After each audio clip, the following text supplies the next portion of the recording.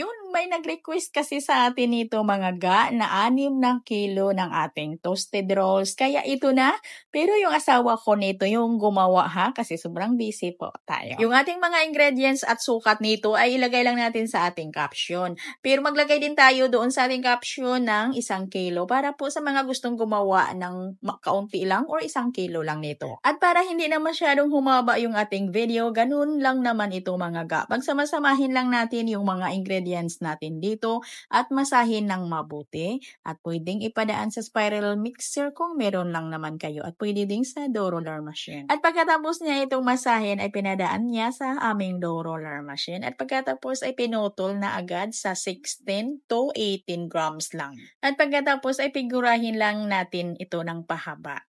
At isalansan lang natin, yung ating plancha ay banyahan lang natin yan ng shortening or di kaya margarine. Kung matagal ka ng followers ko ay nakikita mo na yung upload namin dito na yung biscotso. So ngayon yung ginagawa natin ay yung toasted rolls po yung tawag ito sa amin. At pagkatapos natin itong figurahin ay paalsahin lang natin ito ng 2 hanggang 3 oras. At i-bake lang namin ito sa may 180 degrees Celsius yung init ng aming oven sa loob ng 15 minutos. At pagka kinabukasan lang namin ito hiniwa, bali pabahawin po namin bago namin ito hiwain para hindi po mag-deform yung ating mga rolls. At pagkatapos itong hiwain lahat ay lagyan lang natin ng margarine, banyahan natin ito ng margarine. Pero yung margarine natin dito mga ga ay haluan po natin ito ng konti lang po talaga na food coloring na orange.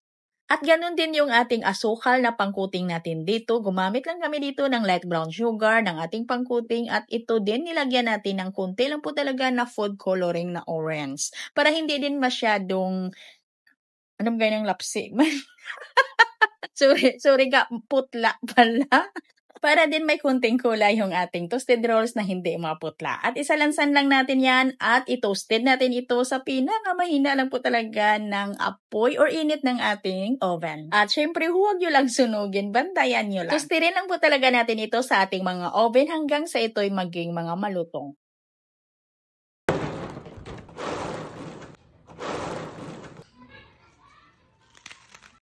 At binalot po namin ito 8 piraso sa isang balot at yung plastic namin dito ay may sizes na 5x1001. At 10 piso lang yung bintahan namin dito sa isang balot. Mura no, sales kami dito. Hindi meron naman tayong tubo dito mga guys. Kunti lang man yung mga ingredients ng ating dough at yung ating putol dito ay 16 grams lang naman at hinati pa natin yan. Meron talaga namang tayong tubo kahit paano makabili na rin tayo ng bigas at ulam. At hanggang dito lang yung ating video. Maraming salamat at bye-bye.